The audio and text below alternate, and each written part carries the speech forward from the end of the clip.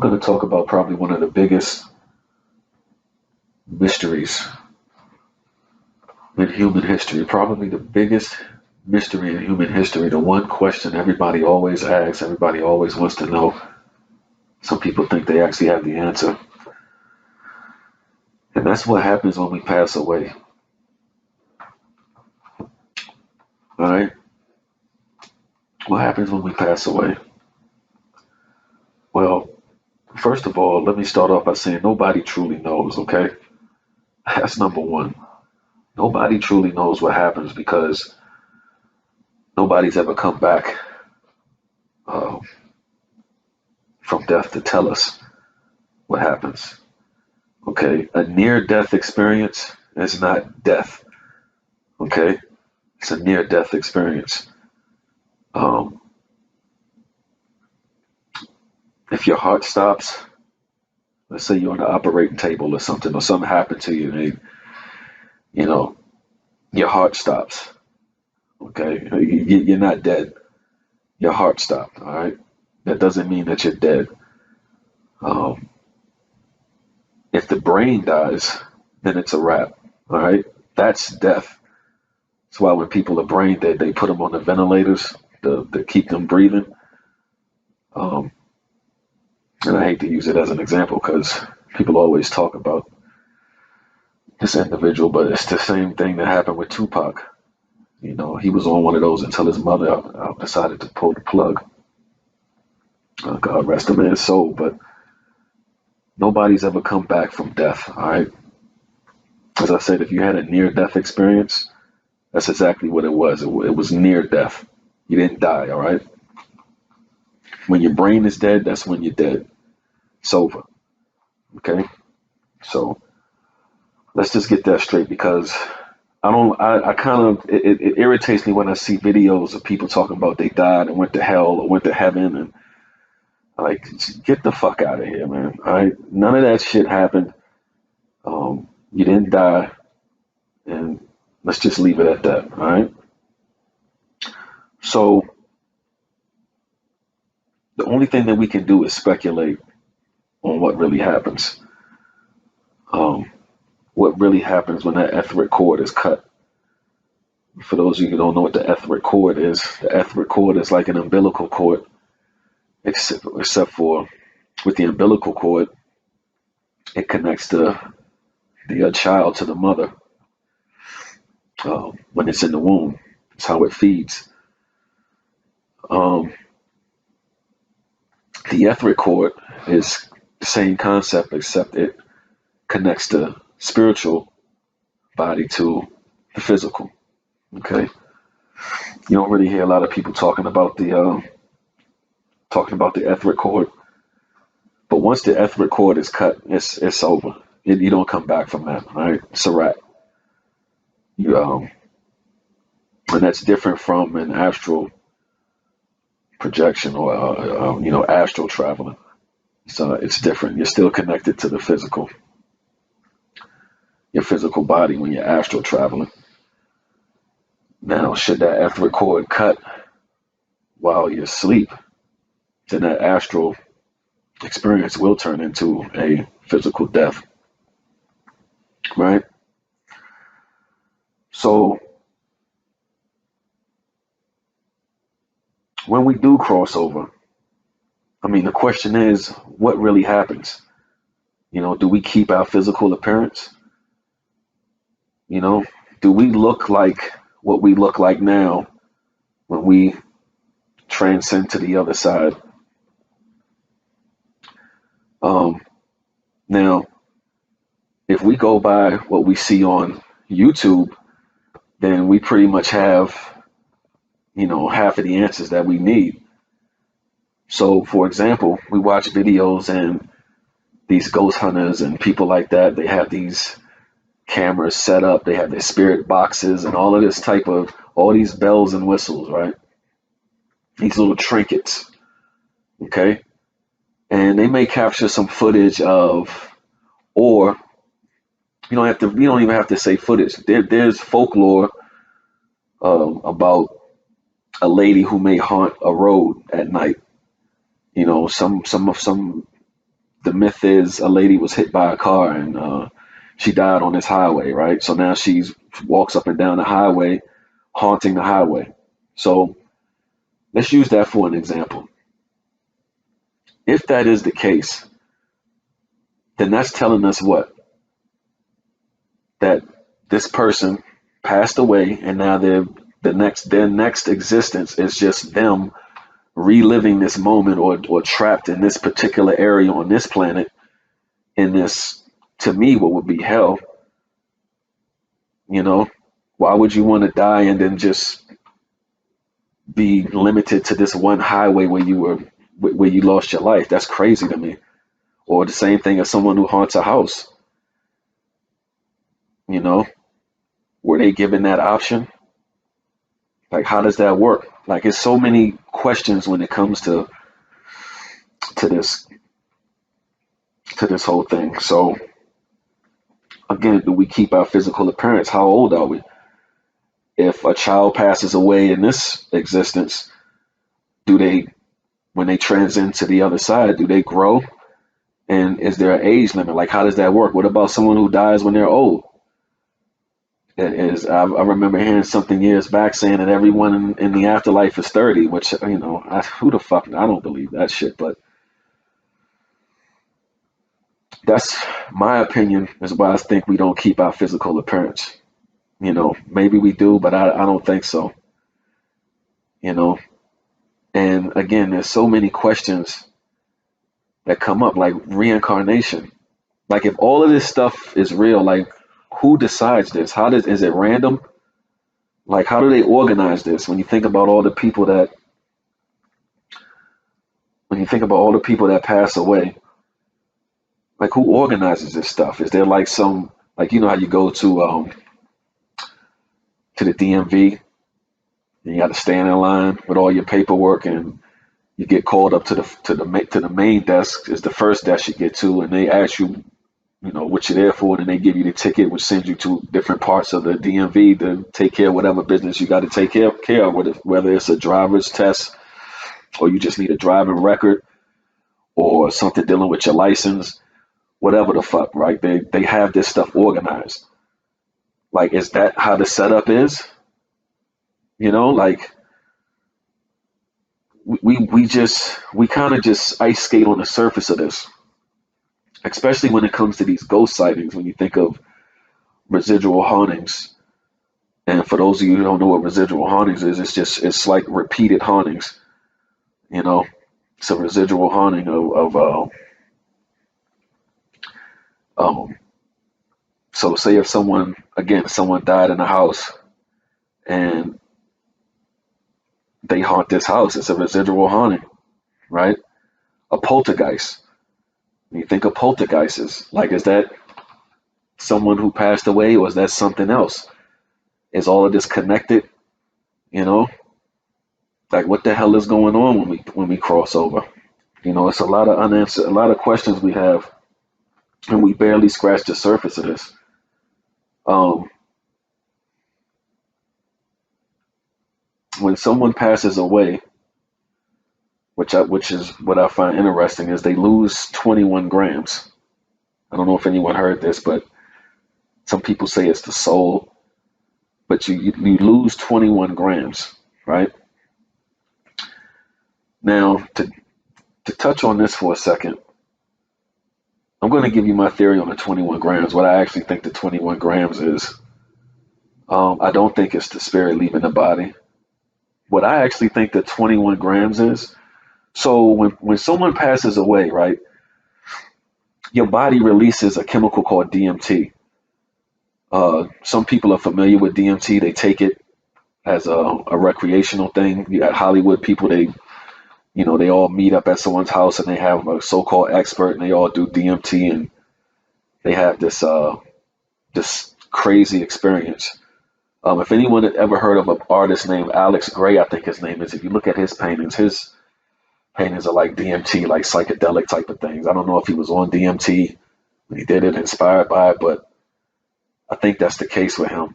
So if you want to get an idea of, you know, how bizarre the experience is, I think you can actually look at some of his paintings his drawings and getting an idea of um, of just how how crazy and far out that experience really is. But to get back to what I was saying, I actually think the 21 grams is the DMT that the body releases into the system and is used. I think that might be with the 21 grams because I really don't think it's the soul leaving the body. Um, I don't think there's a weight to that. It's more of an energy. Um, you don't lose weight when you burn energy. So that's actually where I think the 21 grams is, but that's just a theory of mine. Again, I'm no expert. We're just talking here. It's the cloudy powwow. But when we do cross over, do we eat? How do we sustain ourselves? Is that something that carries over?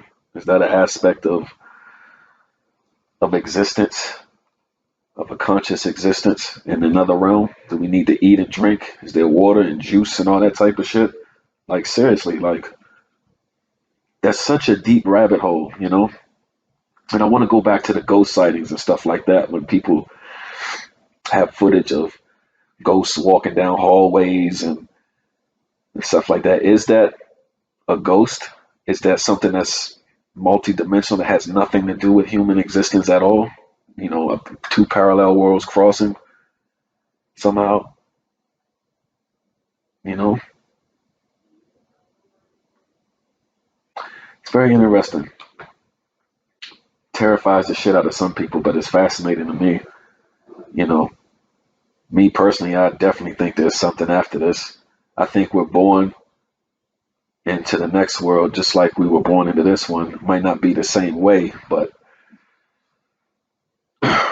we just don't wake up and appear into another life. There has to be some type of designated state of entropy, I guess the best way to put it.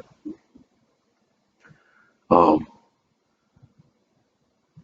but the one question I really probably the one question that really stands out to me is, do we keep our physical appearance? Like, do we look like this, or is it a type of thing where we project what we want others to see?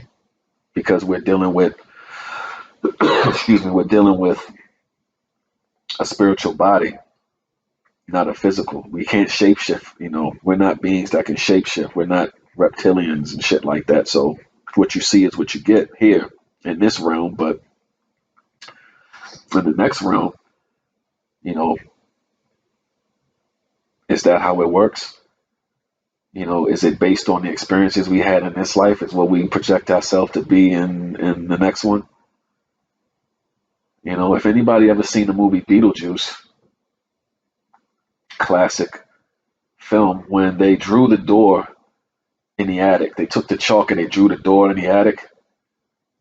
And this goes back to what I said previously about, is there like some type of organized place that sends people to different wherever they need to be when they cross over? Is it a place like that? When you watch Beetlejuice and they drew the door on the wall and they walked through and it was like in this waiting room, and he stole the ticket from the other guy, and that thing made his head small. He sprinkled the stuff on him. I'm sure it's not that grim and dark for most people. It may be like that for some of y'all out there. Well, not some of y'all, but some people out there that lived a pretty dark life. But is that the setup? Is there some secretary over there that tells us, that gives us a number and sends us through a tunnel? Who the fuck knows, man? All we can do is speculate, you know? But it is interesting to think about it. Like, how are we born on the other side? Is there some vortex that we shot out of some vortex? What movie was that? It wasn't Army of Darkness, was it? We shot out of a vortex. I think it was Army of Darkness. I've been army of darkness and he shot out of some vortex into another world. But anyway, um, what was that? I'm looking through my notes here, y'all. Oh yeah, so do we meet up with loved ones on the other side? Do we even remember who they are? You know, not just loved ones, but pets too. And what about animals?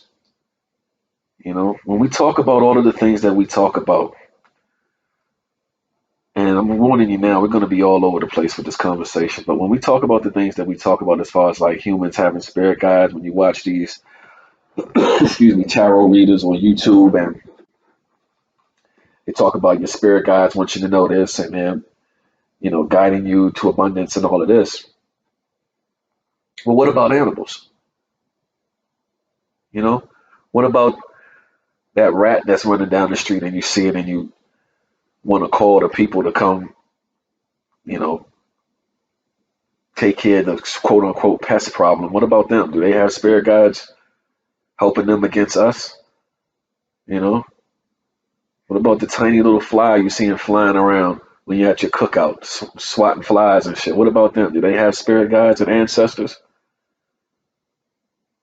You know, they deserve them just like us. They're life forms. We're all the same, bro. All right, we're all different beings. It's just that humans tend to be more arrogant when it comes to that type of thing, and we have to look down on every other species. But what about them? What about when they pass away? When animals die? When you kill a roach or you kill a spider or something like that? You know, what's the afterlife for those things? Were they a person in a previous life and reincarnated as these one of these creatures? I mean, it's a rabbit hole whichever way you go. I don't care how you look at it. You're gonna go down some rabbit hole at some point with this, right? Because we're born into a world where we don't know what the fuck this is. And I'm gonna do another video that kind of leans in towards that, talking about literature, knowledge, a lot of the stuff people talk about. Um, that's a whole other thing. I'm not even gonna get into that. But we're born into this world and we don't really know what the fuck is going on. We only know what we're told. We're indoctrinated. We're conditioned. Period. All right. Whether you choose to accept it or not, everyone listening to my voice right now is programmed and conditioned in some way, but you don't realize it, and that's the whole point. For example, most of you out there listening know that when you wake up in the morning and you want some breakfast, you're gonna fix what 9 times out of 10. This minus the vegans out there.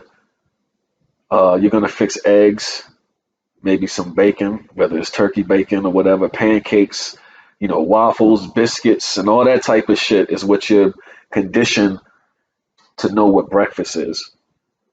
But to be honest with you, there's no who who wrote the book on that stuff. That stuff was just marketing gimmicks so people can make money. They can create an industry for themselves. But I'll fry fish 3 o'clock in the morning. I'll eat leftover meatloaf or whatever in the morning. Doesn't matter. Who looked the fuck out of here, man? Like that's the conditioning. Just a small example of it.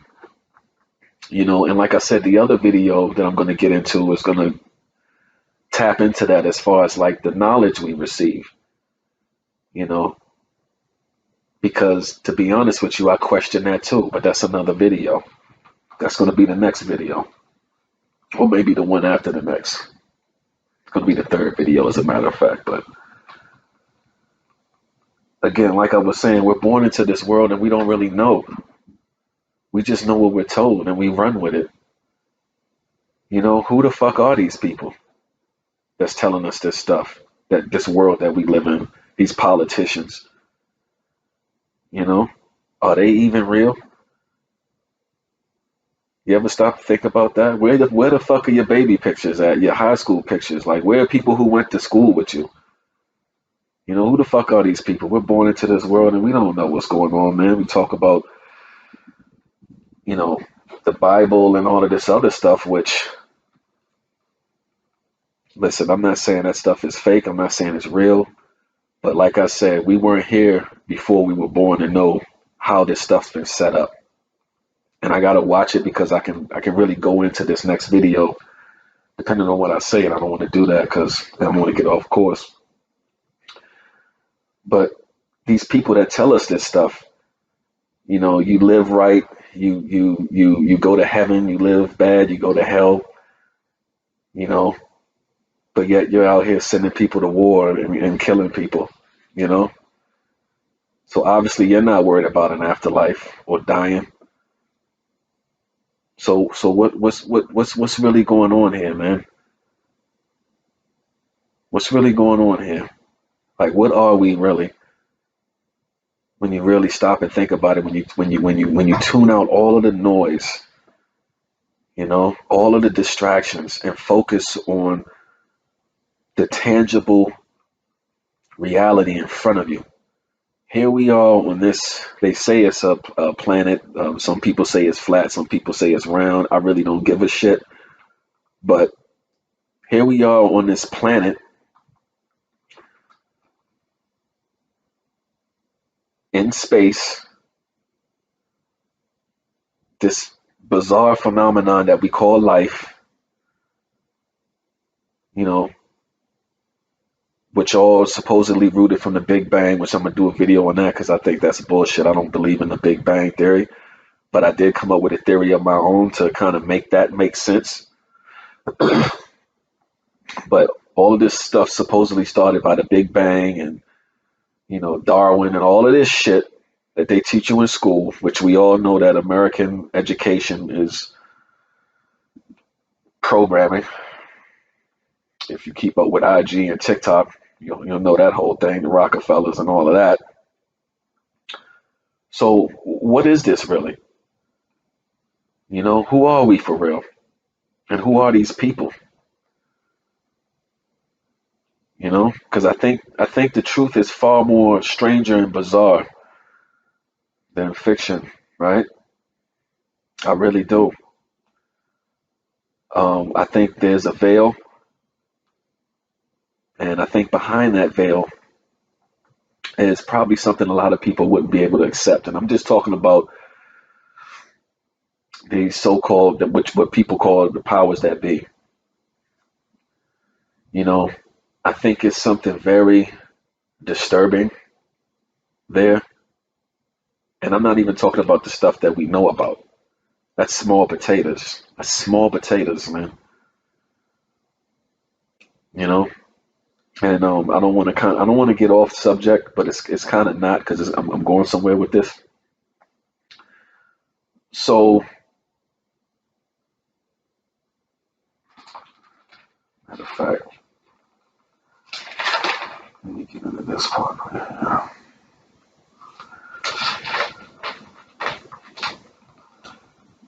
Hold on for 1 second, y'all. Kind of organizing my notes. All right.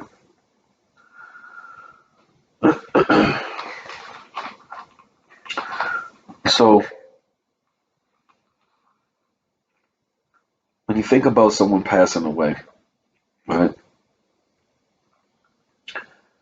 Um, and then you think about how certain people operate here in this life, the things that they do, very bad things, you know. And as humans, we have a choice not to do it or to do it. A lot of people like to carry good energy. Me personally, I like to carry good energy because I think that the most important thing, and this goes along with the video that I put out called Inspirational, you know, the only thing we take with us is experience, right? And not only that, I think those experiences carry over as currency or lack thereof when we do cross over. So the better you live, the further you'll go is the best way to put it when you cross over, you know. Um, People who live a very bad, sinister life, low vibrational life, they don't really get far when they cross over. You know, that karma catches up with you. Now, what happens? I have no idea, because that's a realm that I can't fathom. Nobody can. We've never been there. Nobody's ever died and gone to see what that experience is. Um, so me personally, and my advice to give to people is to definitely live a positive, high vibrational life for your own good. Um, because again, you don't want to experience the world from a negative perspective. It's a beautiful place. You know, it's a beautiful world out there. It's just you got bad people destroying it. You know, um, and that's another thing when you talk about crossing over is life like this? You know, is there blue skies? Is there clouds? Is there beaches? Is there stars to gaze at night? There's just so many questions. You know, so many questions. But I'm curious to know what you guys think about it, though. Everybody has their own interpretation of it. As I said, some people are terrified of this shit. But you have to think about something. You got to this world, right? Which means you had to experience death in the previous in your previous life. Because I do believe in past lives. Um, I don't know if that's a form of reincarnation. I guess if that's what you want to call it. Um, but I do believe in past lives. So you had to experience death in one way or another in order to get to this life that we're living now, in order for y'all to be listening to me and for me to be talking to you. And that's another reason why I don't see why people should fear death. Some people. Again, if you lived a good life, if you're a good person and you have a soul, a spirit, right? I mean, there's no reason to fear death, physical death. Energy transcends, right? So, and another thing about animals that always I was curious about is how do they interpret death? Because they're aware of it. Animals are not stupid, all right? But how do they interpret death? Because again, we don't know the thought process of some of these creatures, but they do acknowledge death. They're aware of it. Like some animals, house cats, domesticated cats, for example, or wild cats, they distance themselves from the group. Or a house cat, or he'll the cat will go off and somewhere in the house in the corner and sit if it knows it's about to die. If it'll just excuse me, distance itself from the family. It's a fact. And it's not just cats. A lot of social animals do stuff like that. They distance themselves from the pack, and and they die. They know what's coming. But how do they interpret it though? Because animals communicate with each other just like we do. So, and there must be some type of emotional uh, value there for them to share with each other. Because if you look at elephants, I've seen footage of elephants. I've seen footage of birds. Um, I've seen footage of a few animals that do this. When one of the animals passes, they'll all mourn the animal. And they have their different ways of doing it. That's what's interesting about it. I guess you could go online and search. I know you could watch elephants because I saw it on YouTube of elephants doing it. But they mourn their death. They're dead,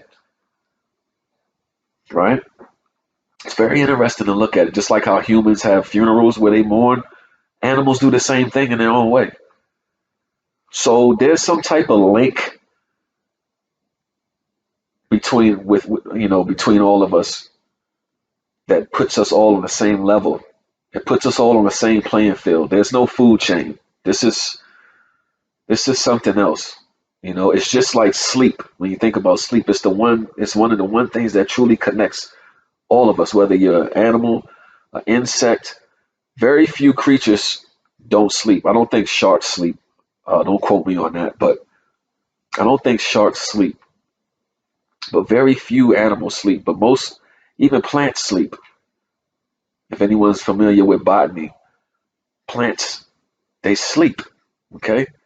So it's very interesting when you think about these very minute connections that we have that we overlook that really puts us all on the same playing field. It's very interesting and fascinating to think about, um, because I think that once you start acknowledging that and allowing that to come into play with all of this, I think that'll help you understand what may or may not be after this life when we pass away, right? And that's another thing that connects us, death, you know? So listen, again, we're just talking here, but I think people take so much for granted, you know? The questions that you ask, I think people take their own questions for granted. That sense of wonder. I think you really need to play on that and exploit it to help you go further down the rabbit hole. And for some of you out there, it might get rid of your fears of death because you have people out there that put out information that want you to be in fear and fucking terrified. Why? Because they're low vibrational beings. And again, if that's the life you want to choose, you're not going to get very far when you cross over. Because again, you're going to be dealing with a reality that you can't fathom, which is going to end up being a punishment or karma that you can't fathom. Because you don't know what's on the other side, and you don't know what you're going to be when you get there. Period. All right. Um,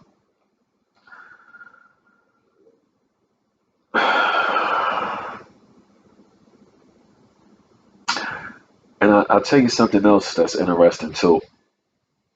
Um, if anybody out here listening is a nurse or knows a nurse, but for right now, if anybody out there that's a nurse that's worked in a hospice, right? And if anyone's familiar with a hospice, it's like the last place a person sees, right? Before they pass away. A hospice is just there to make them comfortable at that point. There's nothing else that can be done. We can just make your time left here comfortable. That's what a hospice is, right? If anyone that's worked there, you should know that when someone is close to death, they're laying on that bed, they're mostly unconscious, they're in and out, you know, they're really not responsive, their eyes don't focus. But the interesting thing is there's a sound that takes place in the breathing. It's like a crackling, it's like a real soft crackling in the breathing, or not gurgling, but I guess crackling is the best way to describe it. And usually family members who are not aware of this information, the nurse will tell them, when they start breathing like that, they really don't have much time left. So you probably want to, say what you want to say. If there's any other relatives that you want to call and have them come see them and visit, you probably should do it because that when they start breathing like that, they don't have much time left. Some of y'all might not be familiar with that, but it's something that it's true. You can ask around. You might be able to find information online about it, but you could definitely ask people who've worked in hospices and stuff like that. But I think that's interesting too, that the body gives these signs of death, of that etheric cord, you know, about it's about to be cut. This person is leaving this realm. I'm going to do a video on the body. Um, I'm not even going to get into that, but I'm going to do a video on the body that's going to kind of tap into what I'm saying here about the body's giving signs of death, because the body is a very advanced uh, computer. It's an organic computer, in my opinion, highly advanced. But I'm not going to get into that. But I just wanted to make that point that even the body gives signs the same way it gives signs when you're sick, when you have certain types of ailments. If there's something wrong with, I think it's either the liver or the kidneys, you get the bags under your eyes. I'm not sure if it's the liver or the kidneys, it's one of them. You get the bags under your eyes. Uh, I think it's something with the kidneys also, where your eyes, the scleras of your eyes turn yellow. I don't know if that's the kidneys or I'm no health expert, but it's something. And for those of you who don't know what sclera is, that's the white part of your eyeball. That's called your sclera. So you have your pupil, your retina, your sclera, and there's a couple other things you have going on in there. But the scleras are the white part of your eyes, all right? So the body gives signs for different reasons. And that crackling sound is like a designated sign, like, okay, this person's train is about to pull up into this last stop, all right? Which is very interesting to me. It really kind of ties it all together, you know, when you really think about it, because your body's with you. It has your back your whole entire life if you take care of it. Again, like I said, it gives you signs when things are good. It gives you signs when things are bad. And when it all, at the end of the day, it even gives you signs to let you know when it's about to be a wrap. All right. So we really need to kind of stay away from the noise and really go in and discover ourselves, which will help you appreciate those around you and the world around you. Because life is a very bizarre, fantastic, magnificent, terrifying, um, inspiring phenomenon, right? It really is. It's why you really got to protect it. You got to be careful of what you let in and what you put out. Um, because at the end of the day, it all matters because it's all connected in some way, you know?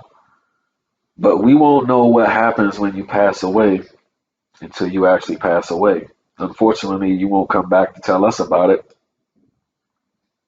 right? Um,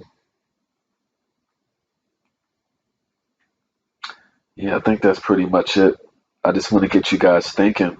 You know, I'm not here to teach you anything or to set anything in stone. I just want you guys to appreciate what you have as far as this consciousness that you've been blessed with, right? The fact that you're even listening to my words right now means that you have some type of intellect going on in there that's making you think about things that the average person, or I'm not going to say the average person, but you don't really see a lot of people talking about things that matter in depth, right? It's always a lot of bullshit. Like I said, distraction and noise. But I feel like people would enjoy life better and they would respect life better and respect the space and people around them better if they go in a little more, go in themselves a little more and Ask yourself, what is this that I'm a part of? You know, what am I doing to make it better? Or what can I do to make it better? What can I do to raise the vibrations?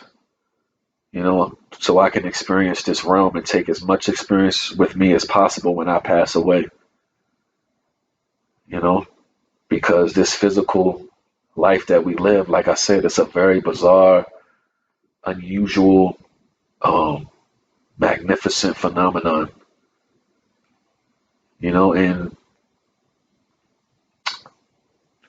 like I said, we don't know what happens after this. And even though there's reincarnation, and again, we don't know if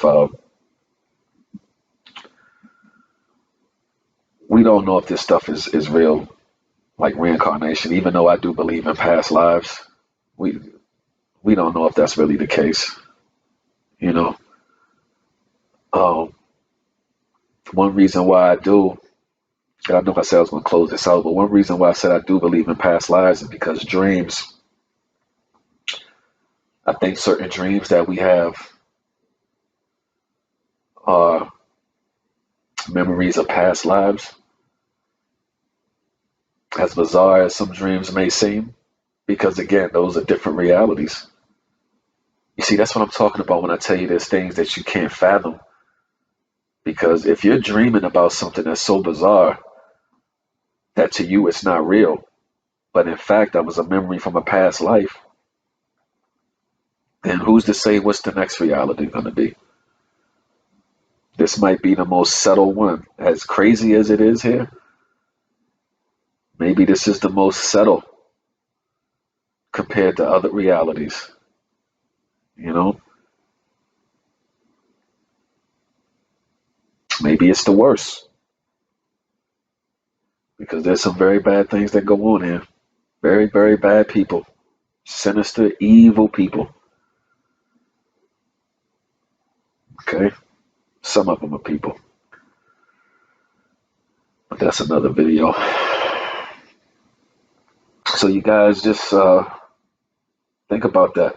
You know, when you're in your groups and you guys are rolling up and all that, talk about it. What do you think happens? You know, are you putting out positive vibes? Are you experiencing life the way you should be experiencing it, the way it was meant to be experienced? Or are you fucking up? Are you part of the problem? Because if you're part of the problem, man, you need to change your ways and be part of the solution. All right, you want to make sure you have some currency when you cross over, because we definitely go somewhere when we leave here.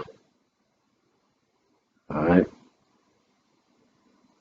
Um, I hope you enjoyed this little powwow. Um, Again, this is just to get you thinking. Um, this isn't I'm not teaching you guys anything. This is just for entertainment purposes only. I'm not trying to cause any fear. I'm actually trying to do the opposite. So, again, thanks for listening, and I'll see you on the next video.